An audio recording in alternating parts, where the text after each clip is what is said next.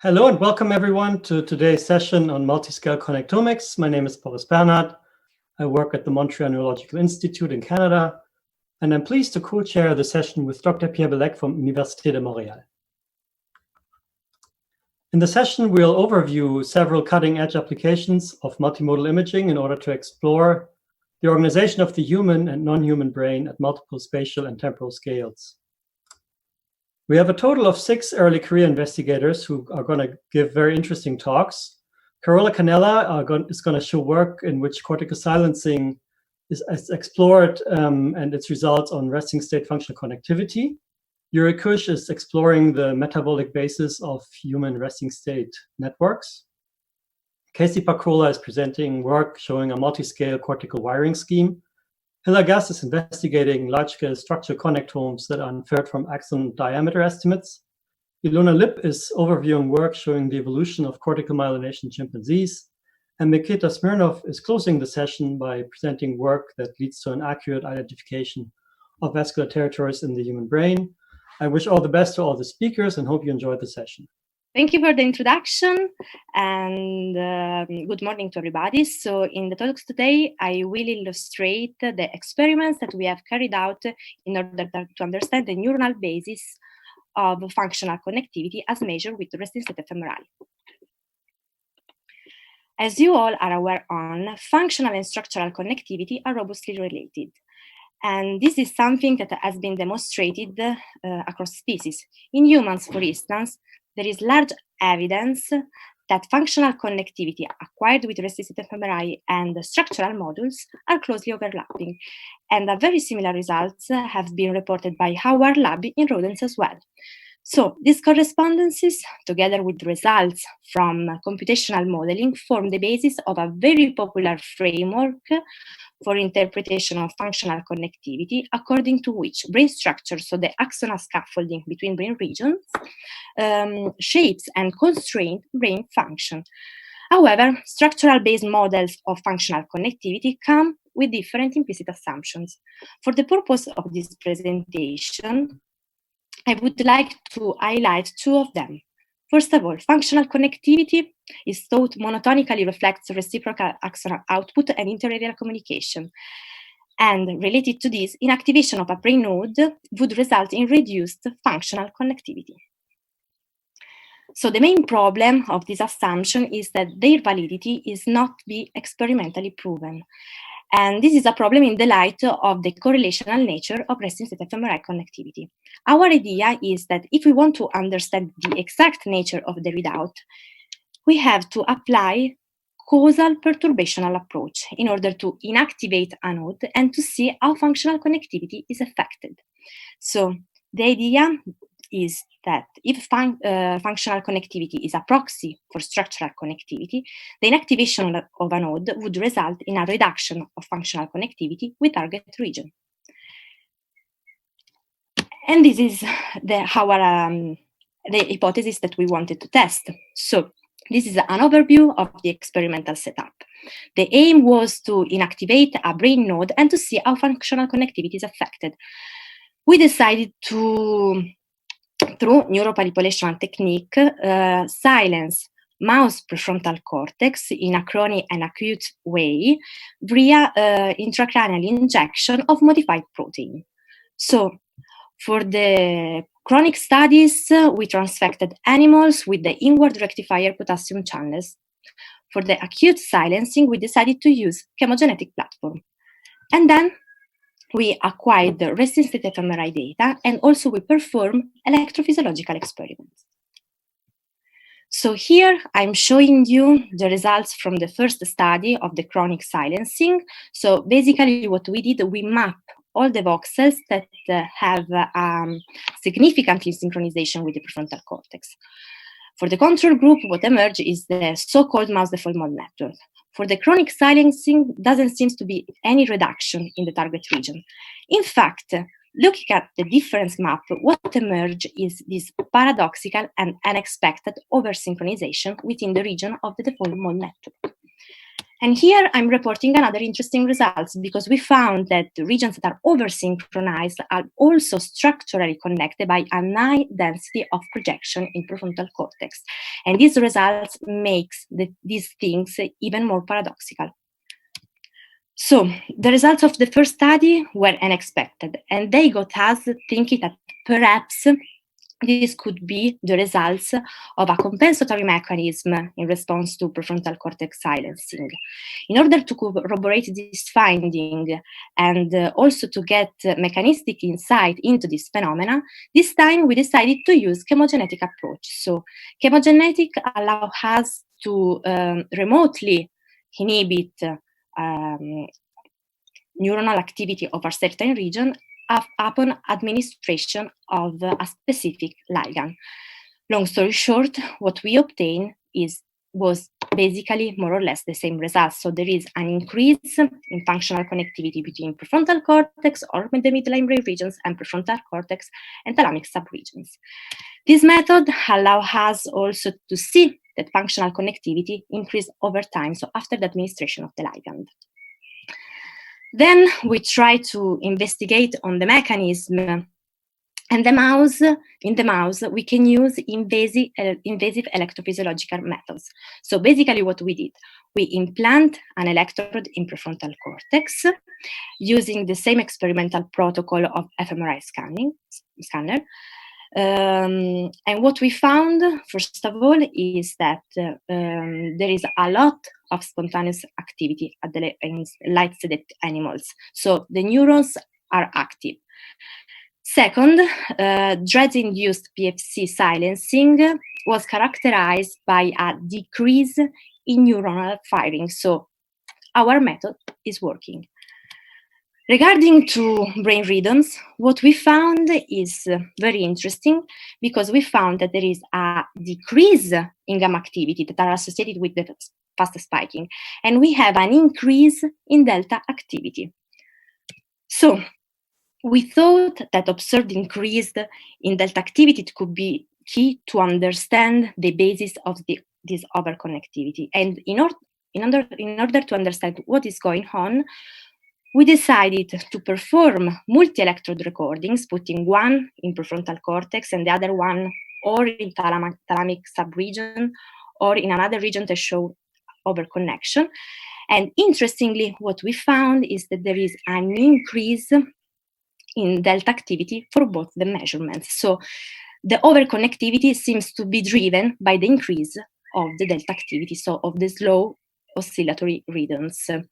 This result is very important for two main reasons. First of all, it shows that our data are not vascular but are neuronally driven. Second, what we found is that this overconnection is associated with an increase in slow oscillatory coupling.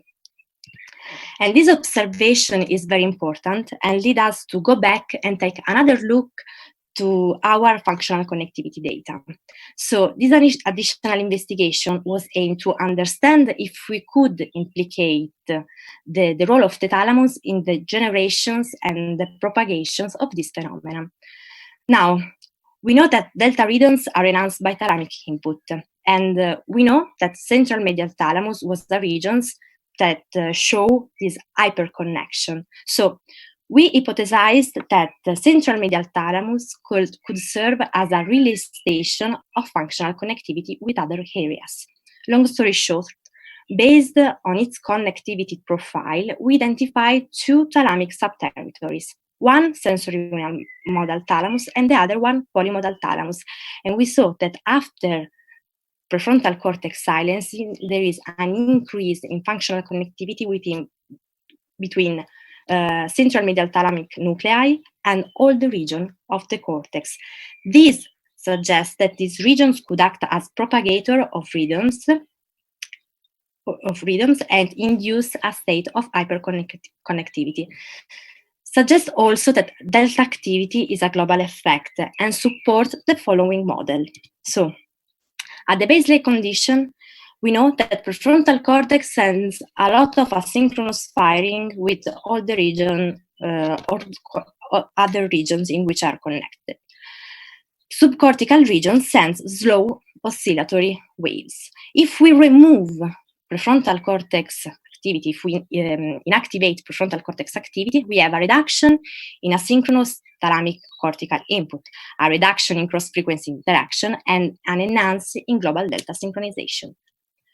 To conclude, our results challenge prevailing model and interpretation of functional connectivity for two main reasons, because we prove that neuronal silencing doesn't produce network breakdown, and also that functional connectivity is a not monotonic indicator of reciprocal inter-areal neuronal output.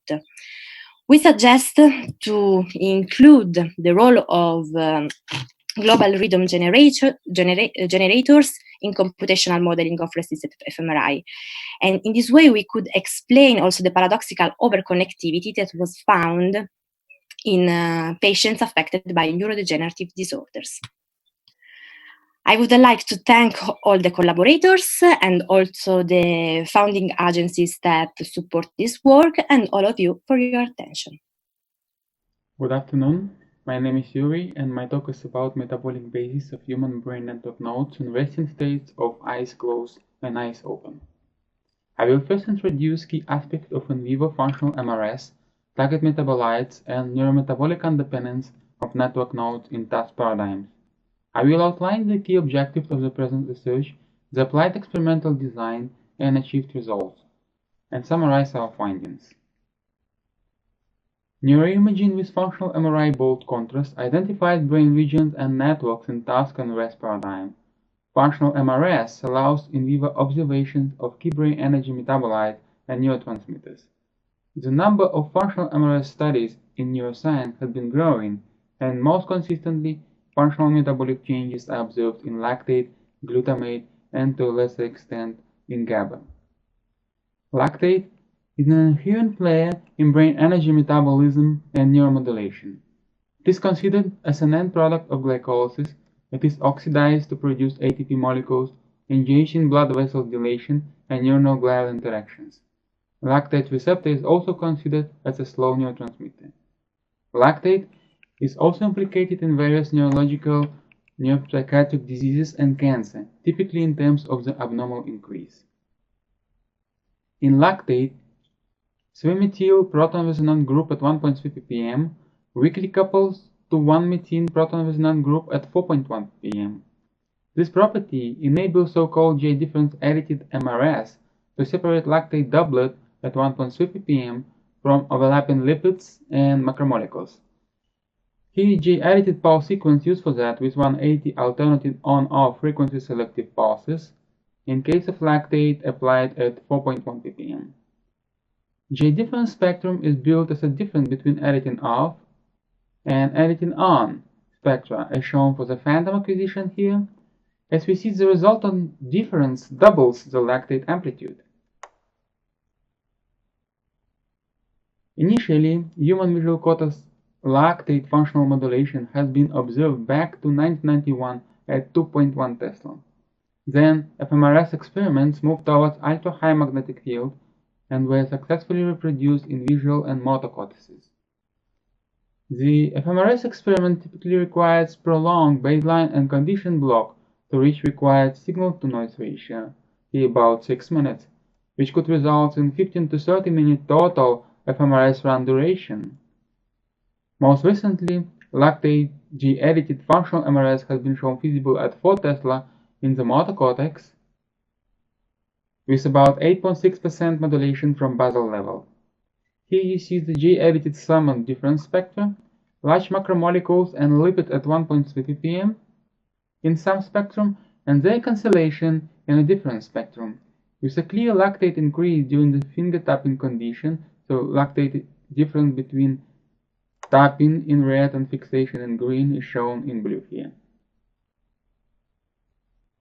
Glutamate and GABA are major excitatory and inhibitory neurotransmitters.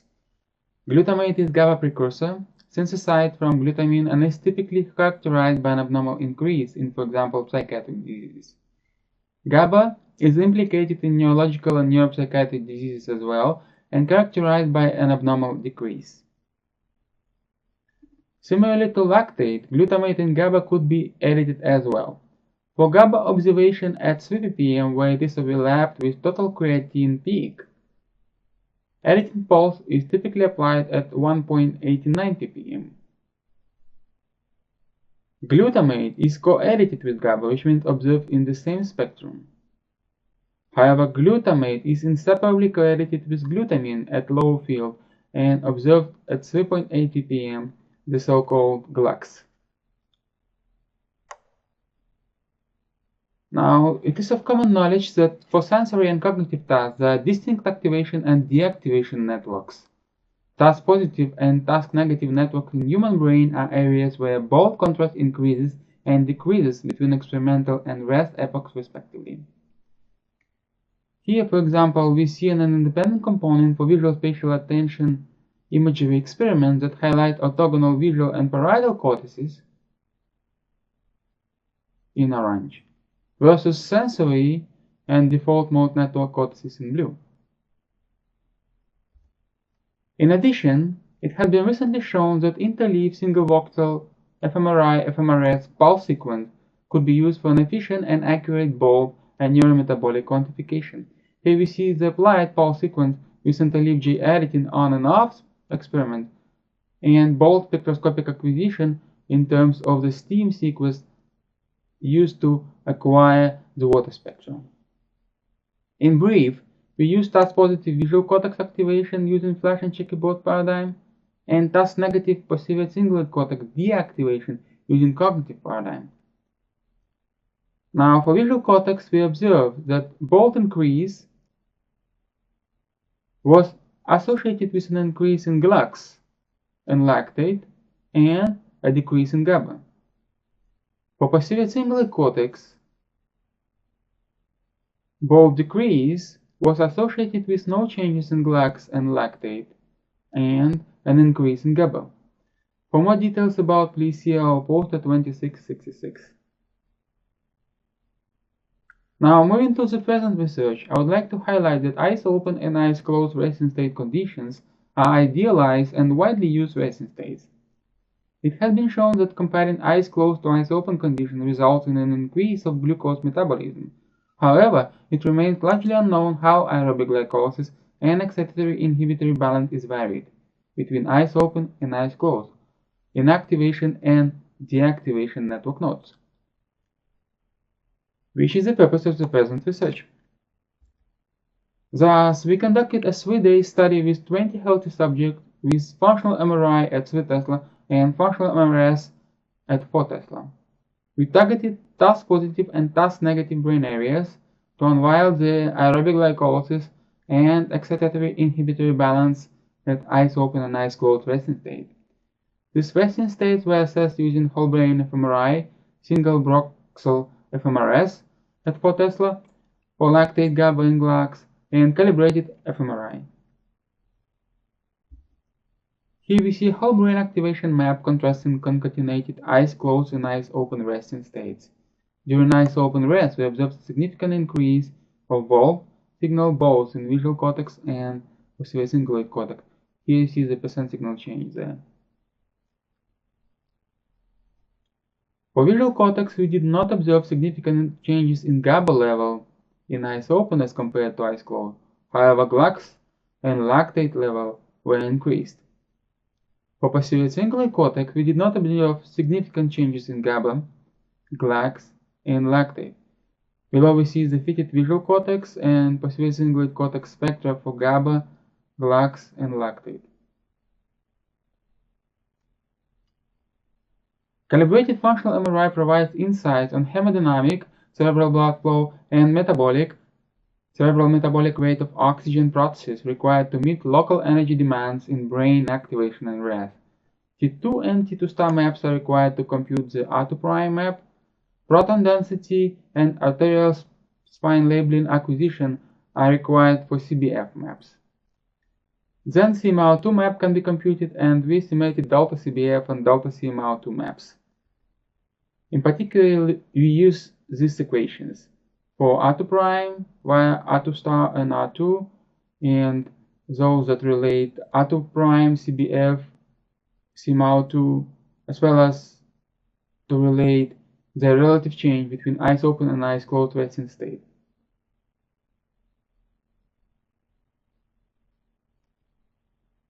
Although autoprime change between eyes open and eyes closed rest is negligible, the CBF and CMAO2 changes can reflect the global bolt signal changes between these conditions.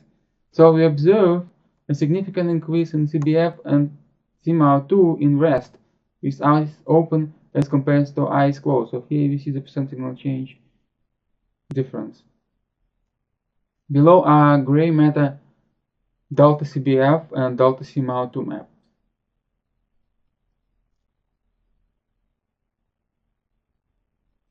This is to summarize the revealed variations in hemodynamic, aerobic glycolysis, and NX33 inhibitory balance findings between rest with eyes open and eyes closed in task positive and task negative network nodes. So the visual cortex was expectedly responsive to eyes open rest as compared to eyes closed. We observed consistent bolt, GLAX, and lactate increase. These findings were very similar to the visual cortex activation using flash and checkerboard that I showed you earlier. Bolt, CBF, CMAO2 changes were consistently increased during eyes open as compared to eyes closed, and this was true for both areas. These changes indicate equivalent flow metabolism couplings for these conditions. Actually, the task negative posterior cingulate cortex was more functionally specific, provided that bolt signal changes is different when comparing rest, where we have an increase, and deactivation, where we have a decrease. Finally, GABA levels did not differ between resting state, although GABA changes were detected in activation and deactivation paradigms. Therefore, metabolic distinctions between eyes open and eyes closed were explored for posterior cingulate cortex and for visual cortex, which are representative DMN and non-DMN nodes. Both nodes showed CMAO2 and CBF increases, but without GABA changes between eyes open and eyes closed, suggesting that difference between states is less dependent on inhibitory processes. However, in visual cortex, both lactate and GLAX increase, implying that state difference in DMN is not mediated by glycolytic and glutamatergic effects.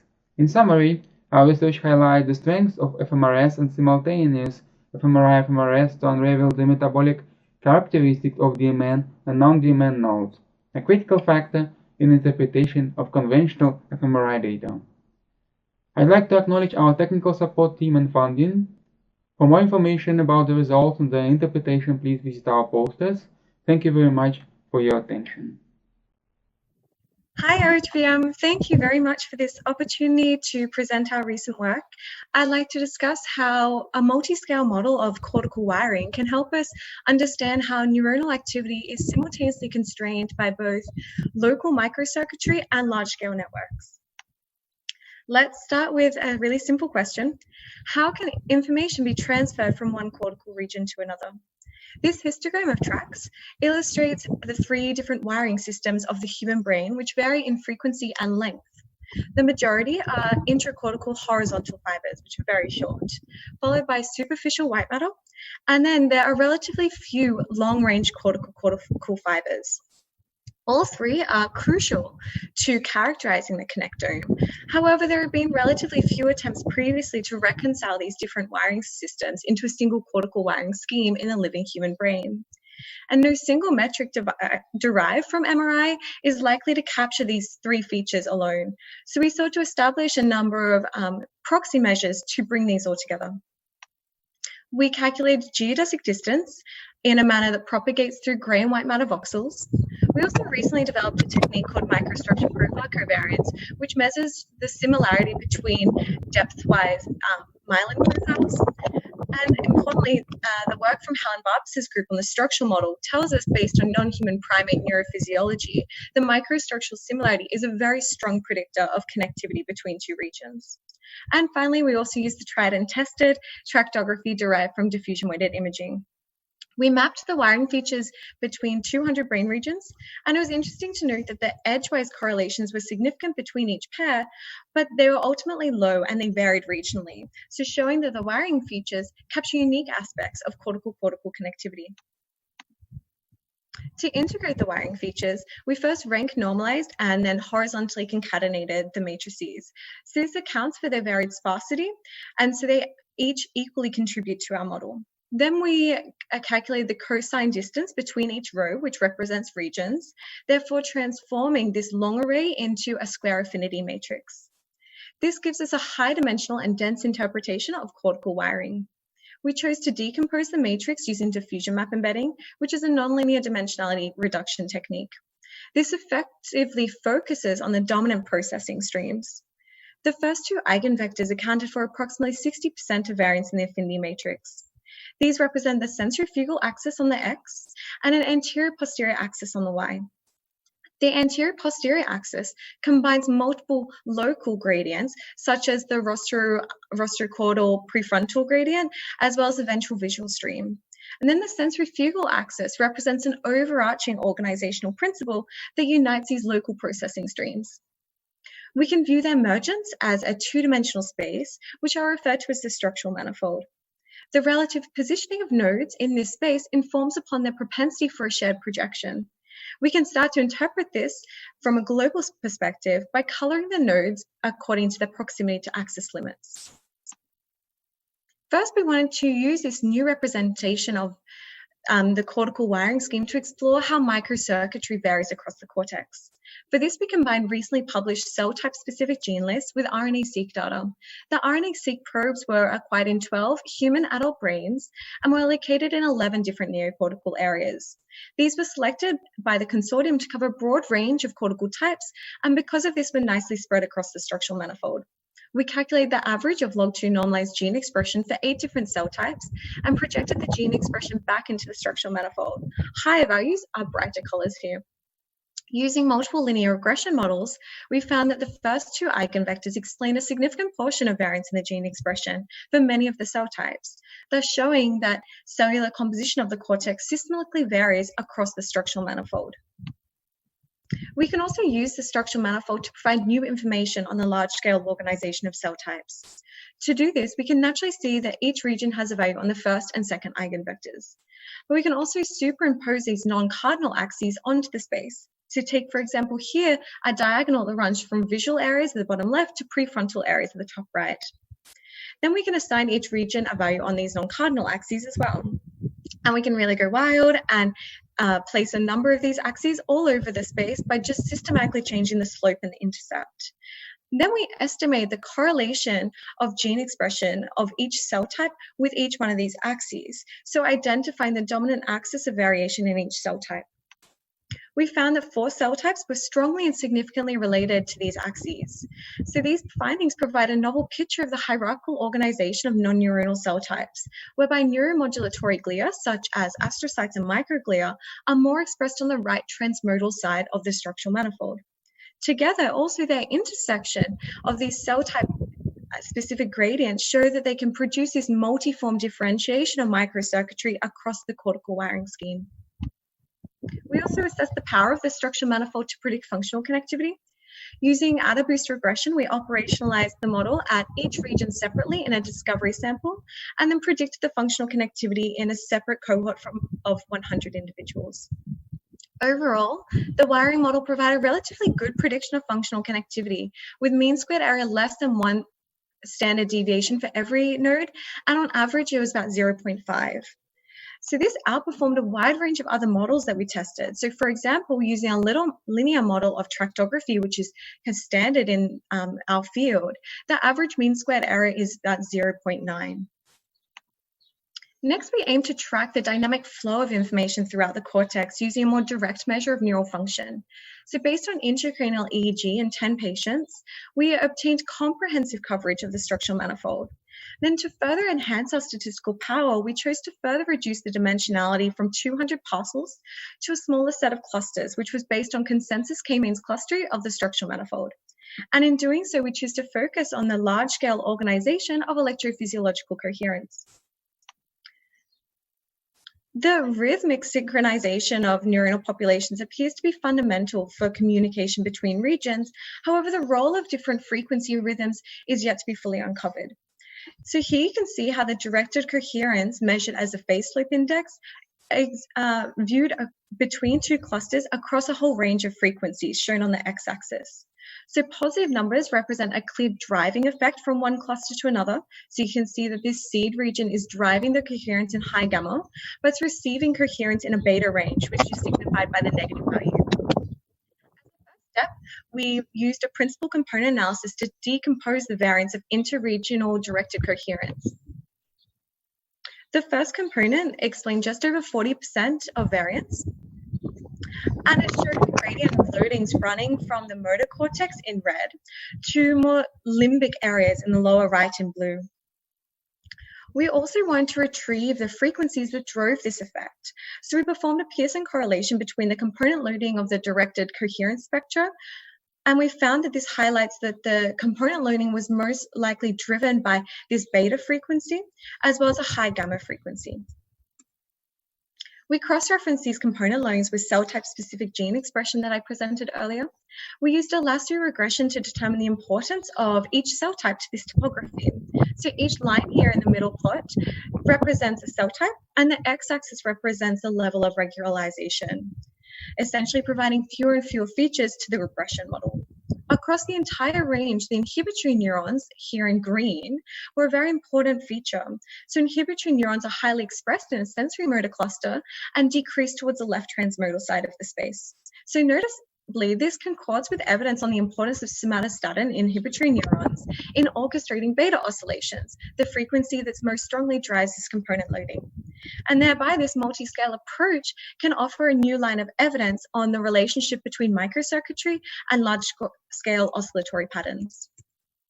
And finally, we sought to decompose these electrophysiological differences at an edge level. So we inspected the directed coherence matrices within peak frequencies.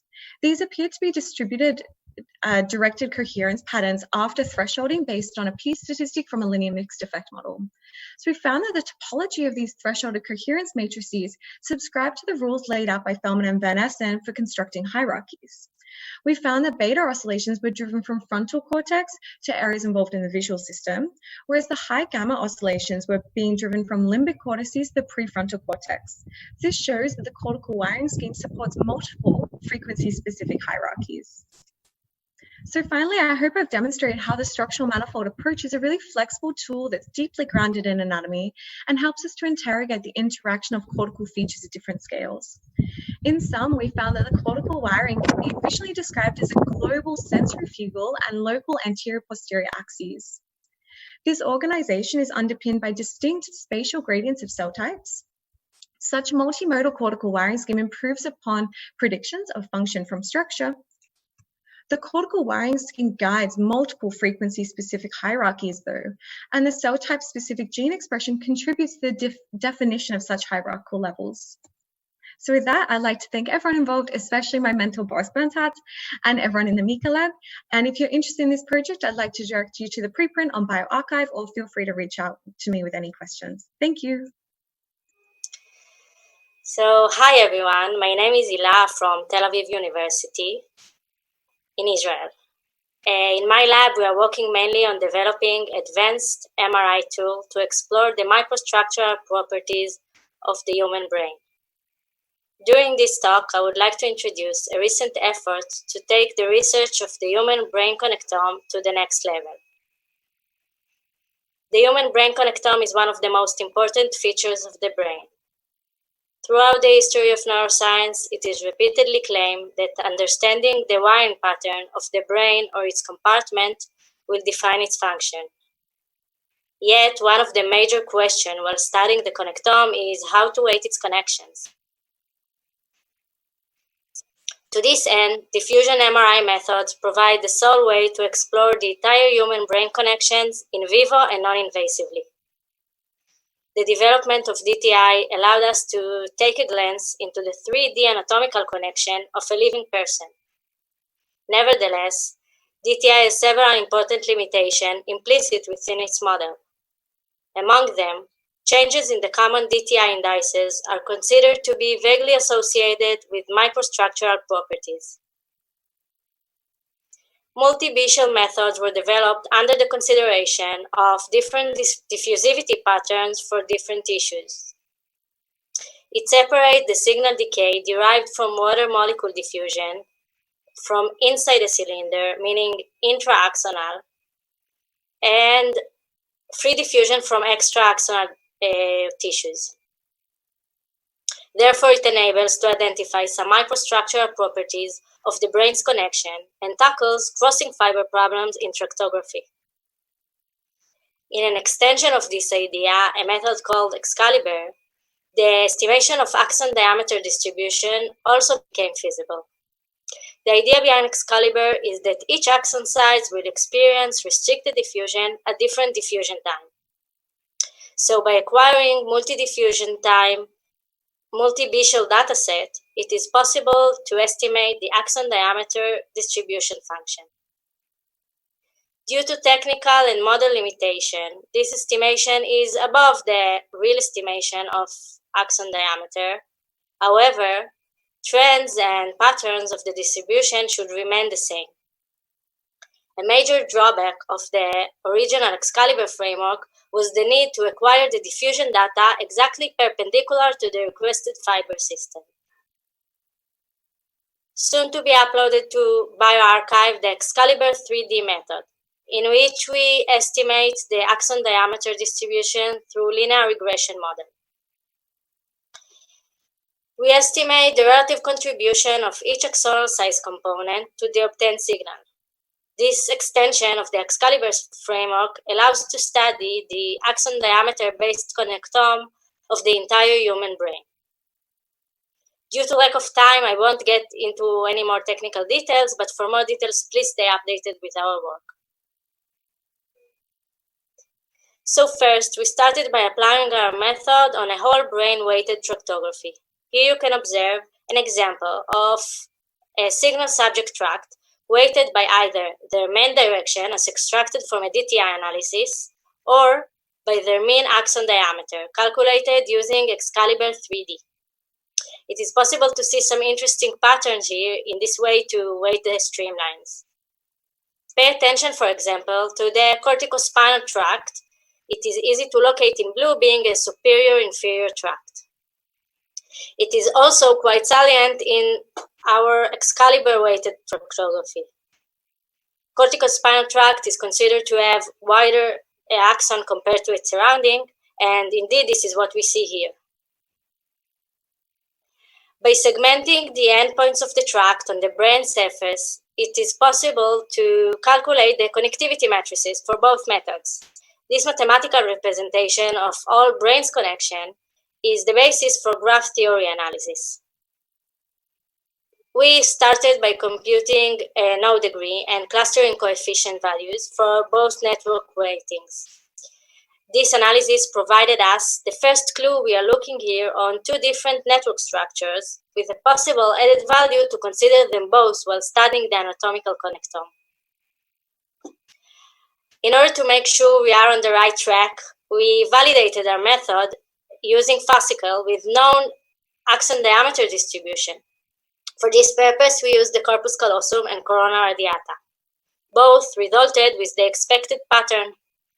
In the corpus callosum, the values in the body were higher compared to the splenium and genoparts.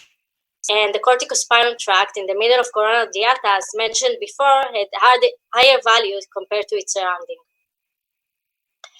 Our current effort is to characterize the microstructural human brain connectome, so we moved on to some other fascicles in order to search for patterns that identify the general population. We were searching for trends, but in the accurate fascicle, for example, while some subjects demonstrated higher values in the inner tract, others demonstrated the opposite trend. This conflicting trend might be due to high variability between subjects. However, while talking on a microstructural property extracted from an MRI scan, we must consider partial volume effect as a possible artifact. A high resolution scan should be performed in order to determine which of the above, if any, is correct. With that being said, in the superior longitudinal fasciculus, we actually could find a trend among our subjects. It demonstrated 3 subbundles with expanded caliber while going from medial to lateral tracts. Using k-mean clustering algorithm that consider both the fiber's location and their caliber, it was possible to calculate the mean value for each cluster. And in this figure, you can see each subbundle is weighted by the mean value for 9 subjects. Although subdivision of the SLF is widely studied, our approach is unique by giving a physiological characterization to the anatomical connection subdivision. To conclude, being an index for axon conduction velocity and hence for data delivery efficiency, we assume that axon diameter distribution would relate to cognitive abilities in different brain domains. So apart from keep searching for patterns in the general population, we are now putting our efforts also to relate fascicle subdivision based on the Excalibur framework to cognitive abilities distribution.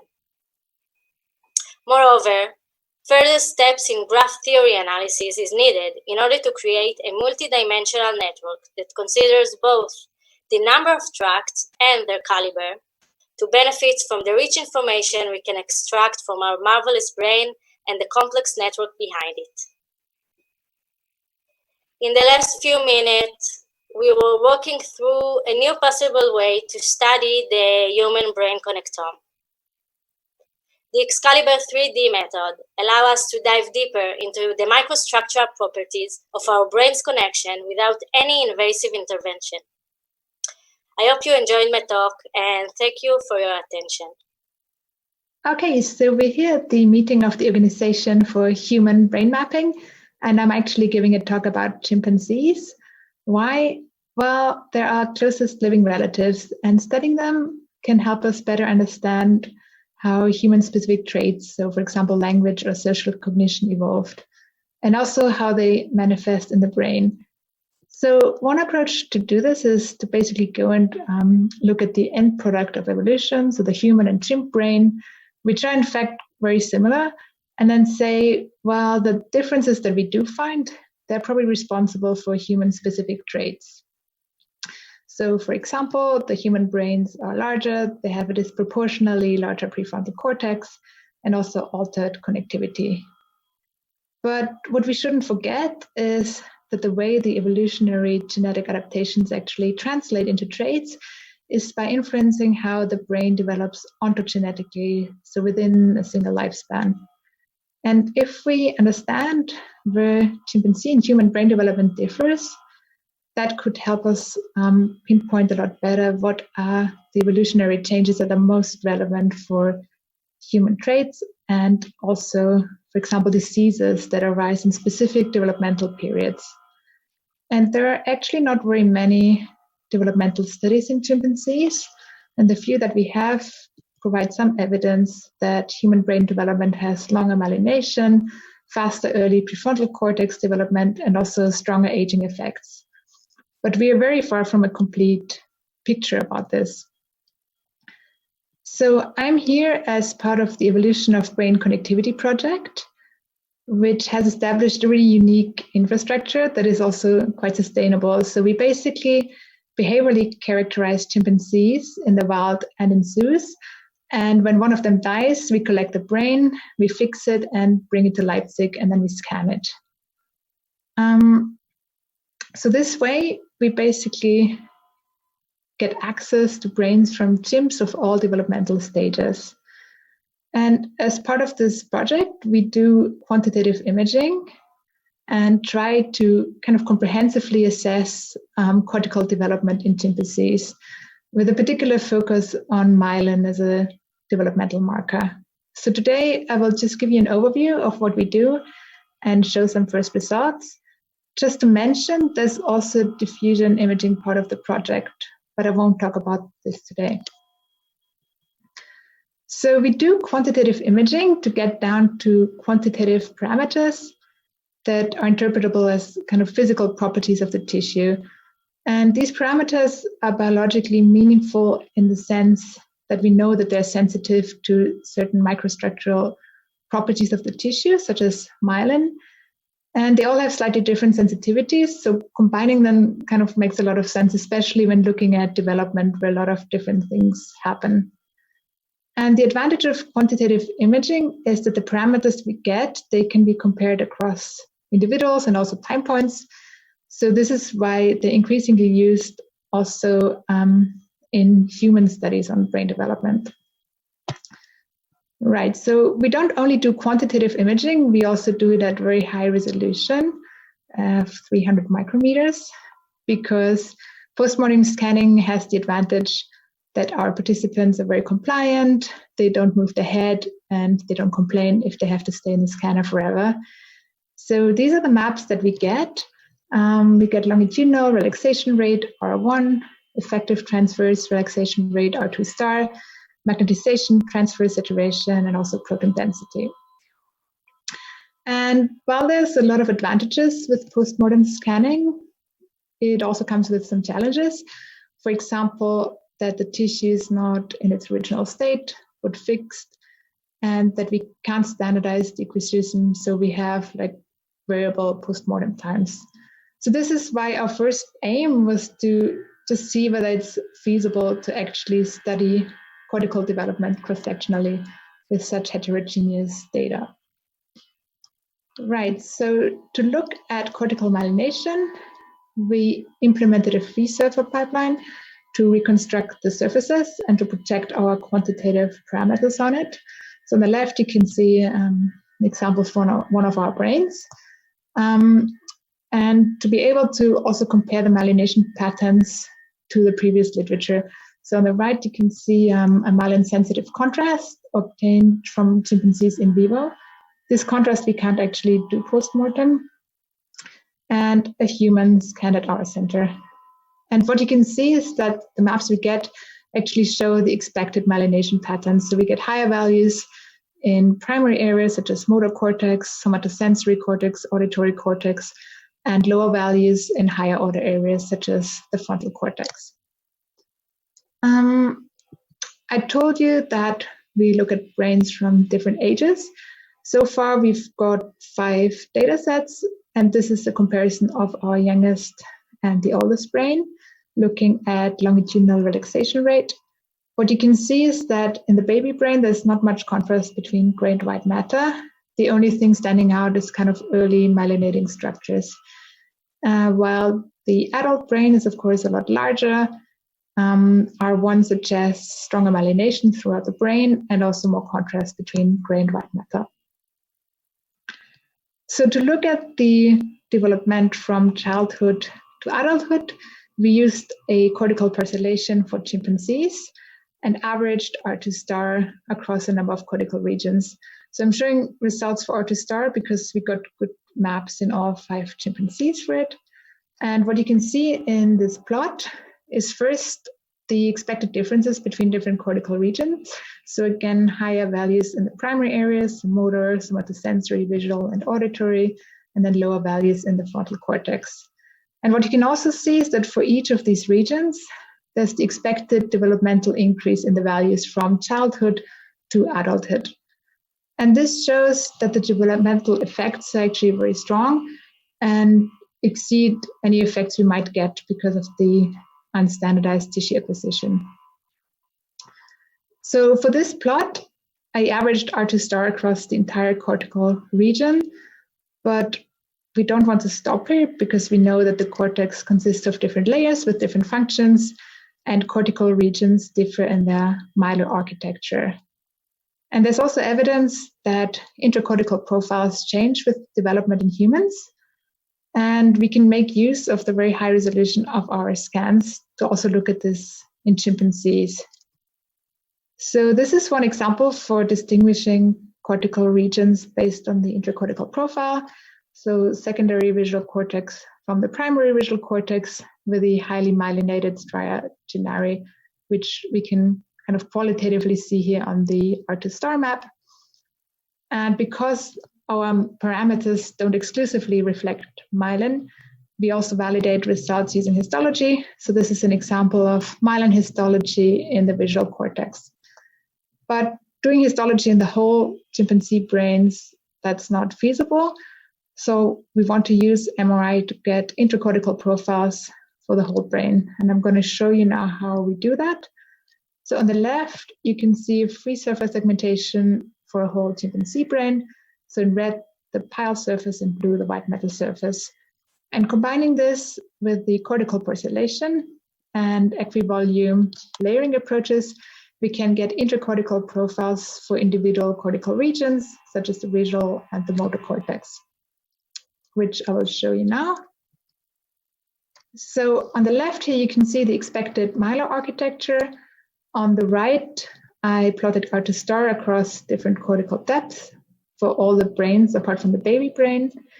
And what you can see is the expected increase from the pile to white matter surface, but also from the 6-year-old brain on in the visual cortex, you can see a little bump, which is presumably the stria actinari. And the motor cortex, again, from 6 years, there's a slightly different pattern. So you get this initial steep increase in the values.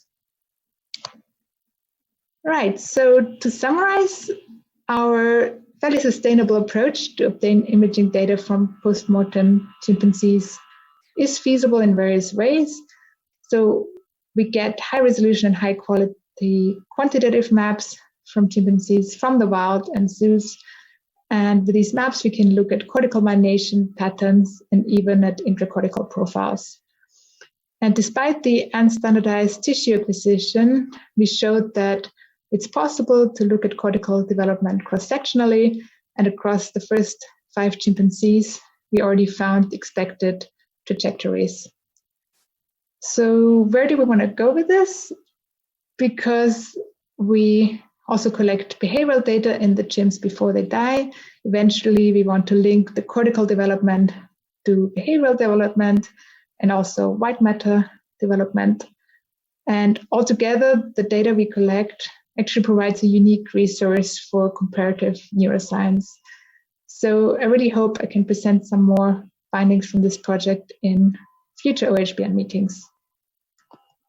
So these are my acknowledgements, and don't hesitate to get in touch if you have any questions, comments, or suggestions. Hello, everyone. I'm very grateful to have an opportunity to present you our research.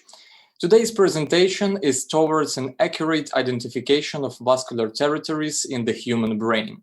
The project is done under the collaboration of few labs in the University of Tours and Tours Hospital. We already know pretty much about the superficial arterial distribution of the brain. There was a lot of research done on this topic, and images can be found almost in every anatomical or clinical textbook. And if we take into account gray matter lesions, we understand how vascularization contributes in disease pathogenesis and can predict some outcomes. But gray matter is not the only one part of the brain. And lesions, for instance, ischemic ones, also occur in white matter, where the tracts interconnecting different brain areas are located. As the result, these lesions may induce severe disconnection symptoms and persistent neurological deficits. But still, even latest anatomical studies provide sparse information about deep white matter vascularization, as can be seen from the images from studies by Tattoo and others. They stated that in the absence of specific anatomic studies on the arterial supply of deep white matter, they preferred not to delineate it at all, vascularization on the sections.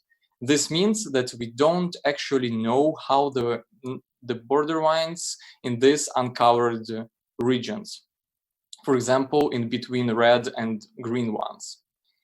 So, which variant is right? To answer this question, we decided to develop a method to accurately study deep distribution territories of cerebral arteries from human anatomical specimens and to obtain data usable as ground truth for various imaging applications. For our project, we obtained human brains from body donation program. The brains were extracted 48 hours post-mortem, not more than 48 hours, to prevent deterioration. The mean age of subjects was 83.8 years. Shortly after extraction, at the first step, the anterior, middle, and posterior cerebral artery on each side of the brain were selectively catheterized. Anterior communicating artery and posterior communicating arteries were clipped. As second step, catheterized arteries were rinsed with saline solution to wash out blood residuals, and then with 10% formalin solution for primary tissue fixation. As third step, each of these arteries were injected with colored porcine gelatin. To obtain 100 milliliters of injection material, we diluted 5 grams of porcine gelatin in the mixture of 85 milliliters of distilled water and 15 milliliters of liquid acrylic inks. Then the solution was heated up to 50 degrees Celsius. To reproduce physiological conditions as much as possible, including competition of blood flow among adjoining territories, the above-mentioned arteries were simultaneously injected at controlled pressure using a continuous flow. To be able to perform these conditions, we used injection apparatus, which you can see now on the screen. It consists of 2 tanks filled with water, continuously heated up to 40 degrees Celsius to prevent solidification of gelatin. In one tank, there are bottles with gelatin, it's on the right, and in another one, there is a brain, it's on the left. The water above the brain is crucial because it creates kind of artificial venous pressure, which is normally created by the surrounding venous depots, but of course is absent after extraction. Different colors of the media depend on the injected artery. Normally, we use the blue color for anterior, red for middle, and green for posterior cerebral arteries. But other colors were also used, like purple one, which we will present you in the results. Subsequently, the cerebral hemispheres underwent a 2-month period of formalin fixation, were dehydrated in ascending concentration of ethyl alcohol, and cleared in xylene for 2 more months. Finally, they were immersed by paraffin and embedded in it. Whole hemisphere blocks were cut using a large specimen microtome with a step of 50 microns. Photographs of block faces with resolution 6 by 4000 pixels or 24 megapixels were taken every 200 microns. The obtained images were realigned onto the first one using fiducial markers. As a result, 3D block face image were then reconstructed from the stacks of these images. Then the images were tiled to reduce resolution and the load on computer resources. Vessels were then extracted from each tile. With the use of vessel contrast enhancement filter, tubular-shaped structures were made kind of brighter to produce so-called vessel-ness maps, which later were combined with the contrasted original block face image patches. So finally, we had the so-called tubular-weighted images. Now let's speak about the results. The pressure level taken from the study by van der Zwaan and Hila in our study was insufficient to get proper injections. Empirically, the best trade-off between vascular filling and prevention of intraparenchymal leakage was indeed obtained for 140 millimeters mercurium. This may be related to differences in the injected medium and the age of the subjects. Injections were continued till visually assessed filling of pile arteries was satisfactory, as on the left image, with the resulting variable time and volume of injected medium depending on brain size and its properties. As you can see on the right image, small vessels as well as large ones were injected. Also, the properties of gelatin made it suitable for both paraffin embedding and dissection, which we perform in our lab. On this slide, there are results from the specimen in which only middle cerebral artery was injected. The left part of the video shows volume of original contrasted images in the coronal view. In the right part, contrast vessel enhancement algorithm was applied. And as you can see, the noise and excess elements were neglected. Then, when we combined these two patches, we obtained tubular weighted image, which can be seen as part B of the image on the right.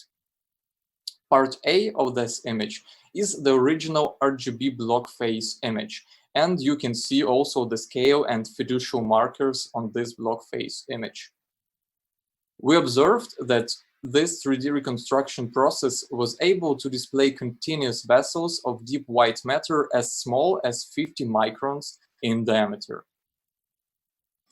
To summarize, we propose the cost-effective novel method for injection of human ex vivo brains with covered gelatin solution, paraffin embedding and section cutting of whole human hemispheres, and 3D reconstruction of the vascular system. Output of contrast vessel enhancement will be used for segmentation and vascular tree characterization. The latter might be used for various applications, especially for validation of imaging methods for brain vascularization such as ASL, and for integration into numerical models predicting brain microstructure from the diffusional signal. I would like to thank you for the attention. Also, I would like to acknowledge that this project is financed by Regio Centre and Thérèse and René Planiol Foundation. And if you would like to obtain more information, please look for our posters number 1814, 1832, 1528, and 1574. Thank you.